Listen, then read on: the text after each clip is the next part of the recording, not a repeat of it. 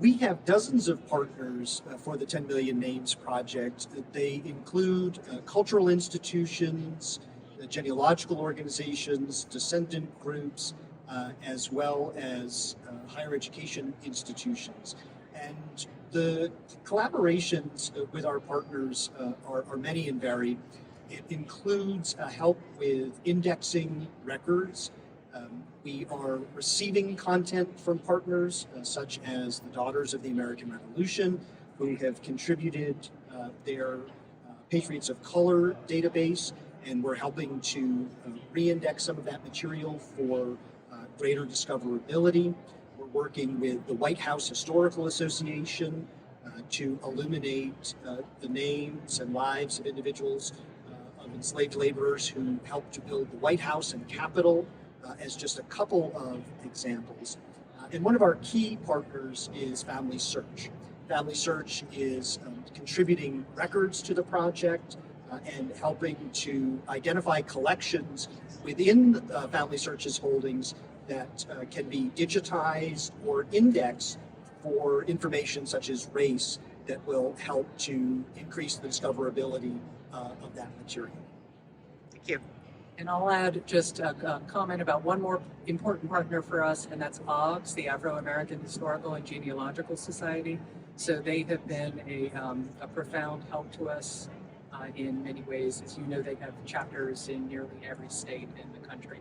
The primary focus of the 10 Million Names Project are people of African descent. However, when we are able to recover and restore names of enslaved persons of any race as part of the 10 Million Names Project, we will capture and make available that information.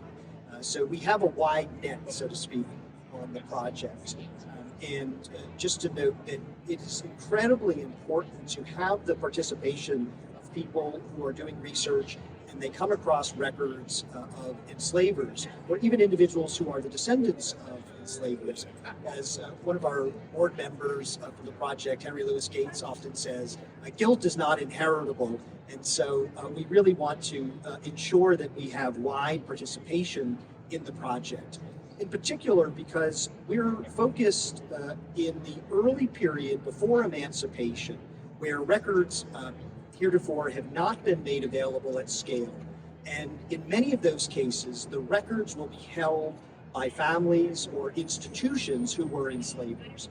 And that's a critical part of the partnership to bring to light the names of America's enslaved persons of African descent. And so in that way, too, we are casting a wide net for participation. We believe that family history at large is a source of joy, inspiration, education, empowerment, and it's also a source of healing and repair for people who are making connections to their lost ancestors, but it's also a way for people to make a positive contribution. We say that we understand as family historians the power and promise of family history and how that allows us to make connections across time and place, and to allow more people to have access to those benefits. That whether you're the descendant of an enslaver or not, you have the opportunity by bringing forth those records and that history to help people experience what we all know as family historians. And what we see with people who make connections to their enslaved ancestors, we are recovering and restoring connections that have been lost over time. And so this is ultimately a project about inspiration and empowerment, and healing and repair is part of that across all participants. And I'll just add, we actually, since launching 10 Million Names, we've been contacted by quite a few amateur and professional genealogists who have created databases, white genealogists who have ancestors who were enslavers, and they've done the work to track down the people that their people enslaved. And they are sharing that data with us, and then that becomes part of our collective database. So that's very, very helpful to us. This project is not, it's not only for Black Americans, it's for all Americans. There are several different ways.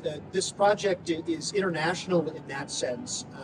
One more example that we're keenly interested and focused on right now, as we approach the 250th anniversary of the American Revolution, we know that between so-called Black patriots and Black loyalists, that there were an estimated some 30,000 participants, people of color, in the American Revolution. And many Black loyalists went to Nova Scotia and New Brunswick. And there are important records from New York City, for example, in 1783, when the Black loyalists were brought to Canada. And so we're working with descendant groups as well as archives to bring to light those names. And those records are incredibly detailed. One of the databases that we've launched, a Black Loyalist directory, includes more than 3,000 names of formerly enslaved people and Black loyalists who served in the American Revolution and then were brought to Nova Scotia. And there are descendant communities and important archives in Nova Scotia as well as New Brunswick in that particular instance, as well as self-emancipated people. And so we look forward to, again, casting a wide net of participation across boundaries and countries in this case. So the first proof of concept, if you will, for this type of work at scale came about with our collaboration with the Georgetown Memory Project. The Georgetown Memory Project is an effort to identify the enslaved individuals that were part of a sale in 1838 by Jesuits in Maryland to fund the expansion of Georgetown College, which became Georgetown University. And that work, from a genealogical perspective, was started by our colleague Richard Cellini. Richard is an alum of Georgetown and was initially curious about what happened to the individuals who were named in this 1838 sale. They were brought to two plantations in Louisiana, and the longtime lore was that most of the individuals died in transport and travel from Maryland to Louisiana. It turns out that's not the case. Most all of those individuals, in fact, made it from Maryland to Louisiana. And through the collaborative efforts that Richard began with genealogists that work we now steward, we've identified more than 200 of the individuals in that sale document and more than 12,000 of their descendants. And so the Georgetown Memory Project and the proof of concept led Richard Cellini to propose a national project, which became the 10 Million Names Project. Because of our work together, we became the leaders of that collaborative effort, and we launched the 10 Million Names Project officially in August of 2023 in Birmingham, Alabama, in collaboration with the National Association of Black Journalists. And we are now working in earnest with our partners and collaborators to conduct research, to build databases, and we're adding material and new knowledge every day to 10millionnames.org. We are privileged to have an exclusive relationship with ABC News, and we have been featured multiple times, as recently as yesterday, on Lindsay Davis primetime news, and we will be on Good Morning America this weekend. Awesome. Yeah, Great. it's great. That's It's great. great. We had a piece air last August with Michael Strahan, That's right. the football player, and ABC went with him to a town that his ancestors founded in Texas, and talked to people in the town and his relations. So ABC is helping us tell this story and get the word out. The way that people can participate in 10 Million Names is they can come to the 10 Million Names website, so that's 10millionnames.org, and they can upload oral histories, they can upload documents about their family history, anything that contains a record of enslavers or enslaved people in their family, and then that can then become part of our project. So in terms of the first names, so all information is important when it comes to an enslaved individual.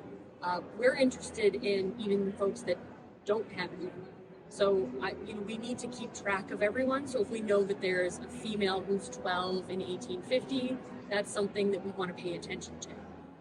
Just as much as we have Susan who's age 12. We're keeping track of those names, and then hopefully finding surnames eventually as we're bringing that person past 1870. And even before then, we find, especially in Maryland, where I'm researching right now, so that's top of mind. But when I'm researching in Maryland, I find that enslaved people have last names in probate records, like in deeds. They're identified in that specific way. So it is very common that we just have first names, but that's not always the case. But we definitely want to keep track and record all of the information that we possibly can. In terms of the folks who are going to be donating data to us, so right now the way that is working is we're really just crowdsourcing information. So it's coming to the 10 Million Names research team. We don't have yet a way for us to put it out back into the public. We are coming up with the best way of having that happen. But we also, we're going to use that data to inform how we're creating some of these trees and some of these databases. So people are going to be contributing in that way, probably getting a citation or a footnote if we can along the way. So people, it's so important, incredibly important that people are sharing data with us. This is a really difficult project, as I'm sure you can understand. And the more people that we have participating and providing data to us, the better chance that we have of identifying all 10 million people in my lifetime. So this is information about the 10 Million Names project that's available here at our booth at RootsTech. You can also find much of this information online at 10millionnames.org. This explains what our research approach is and how we have identified 5 groupings of research projects that will help to provide a framework for going about the work that we are doing. So for example, one of the projects is around what we're called Making America. These are records of people in place, so records at plantations, for example. The second group of projects are around people on the move, self-emancipation, for example, Underground Railroad, Maritime Underground Railroad, so-called runaway slave ads, things of that nature. Thirdly, we have military records, things like Patriots of Color, Black Loyalists, as well as U.S. colored troop records. Fourthly, we have records of Black institutions, churches, historically Black colleges and universities. And fifth, we have testimonials, records of people after emancipation. Claire mentioned that we were featured on ABC News last night. Part of that story had to do with hearing audio recordings of formerly enslaved people, recordings that were done in the 1940s through the 1970s. Part of what that story helps to illuminate is we hear first-person accounts of formerly enslaved people, but it also helps to illuminate the fact that slavery is not in the distant past for many people. That you can be 1 or 2 generations. I myself am only 3 generations removed from my closest enslaved ancestor. And so this is not ancient history, and the multitude of record types that are available is important to make known and to show that this is difficult work, but it is possible. And so these 5 flagship projects that we've just referenced provide the framework for research that we're doing and ways in which we are collecting records for the 10 Million Names project. We're very interested in collecting more collections. So if there's things that are available, so I'm thinking specifically of like historical societies. If a historical society has a smaller collection that maybe hasn't been digitized yet, hasn't been cataloged yet, but names of enslaved people, we would be very interested in hearing about that. I also encourage folks to keep our project in mind. So when you're doing your own research, maybe you're not looking specifically for records that are mentioning enslaved individuals, but you might run into it. You might look at some town records or some individual financial records, and you start to notice some of these trends. We want to hear about that. The boots on the ground folks are going to be the ones that get us the data that we're looking for. Right. Those names that maybe would have been lost to history if it wasn't for libraries and archives. We're also looking for volunteers. So if there's a way for you to go onto our website, 10millionnames.org, there's under the Get Involved section, link to volunteer. We have several volunteer projects. We'd like to hear about your skill set. So we have like a basic project, we have an intermediate project, we have an expert project. So depending on what you're interested in and even the time frame and the location, we want you to have fun doing this, and we want it to be enjoyable. You can always do it from home. We always like to make it something that you can do while, sitting on your own couch. Thank you. I just want to add one more thing that anybody can do, and that is if you have a story to tell about genealogical work that you have done that involves enslaved people, call me. We have a lot of opportunities to promote that story and to tell that story. Genealogists are the heroes of this story. They are the ones that are doing the work. This project is amplifying what a lot of genealogists have been doing for hundreds of years. One of the elements of this project is to bridge history and genealogy. And so while in many instances oral history might not rise to the level of evidence explained citation, Sure. it's an important aspect of this story that we want to collect records, and that's a key part of citing and replicating the research, but the oral histories that exist within families may be a key to restoring, recovering those names, those ethnic names that are so truly the family names. And we know of some instances where those stories are kept within families, that they're repeated, they're told, that enslaved persons would tell their children what their real name was, irrespective of the name given by enslavers or what may have been recorded in wills or deeds or financial documents of various types. And so this project is bridging that gap, so to speak, between traditional genealogy and historical research and community history. So New England, slavery happened in New England. We are working on a project in collaboration with Harvard University to identify as many people as we possibly can who were enslaved by officials at Harvard and tracing those descendants down. So yes, if you are donating information to us and you have ancestors from New England, like New England's part of this project as well, definitely please send that to us. We're also doing a few other projects that are specific to New England. We have one of the most interesting stories that I've learned while doing this, and that's what keeps happening over and over again. There's these unknown stories in history that are just not taught in school. So one of the avenues of the Underground Railroad was using boats, and New Bedford, Massachusetts was kind of the hub of that activity. So there was a lot of abolitionists that lived in New Bedford, and they would use ships. They'd go down to the south, they'd load people onto the ships, and then they'd bring them north. They'd give them papers so that then they could continue to work on ships or to stay in Massachusetts in the New Bedford area.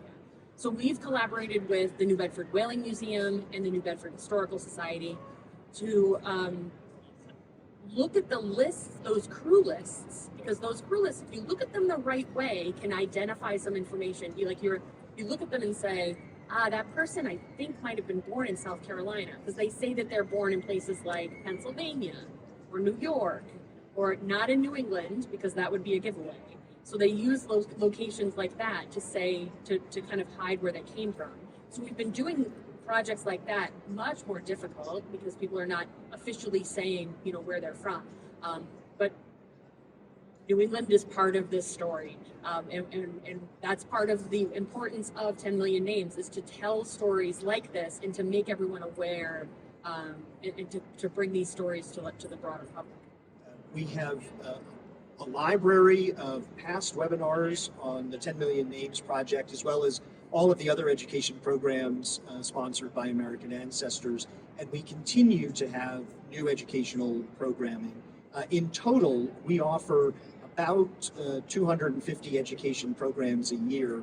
Many of those are done as webinars or hybrid programs. I mean, if we invited you to speak to our group. Absolutely. We have a program where we can go out either in person or virtually to provide educational programming to genealogical, historical organizations around the country, indeed around the world. Contact information on the website? Yes, if you visit AmericanAncestors.org, and you can find requests to speak. I think we're running out of time for me.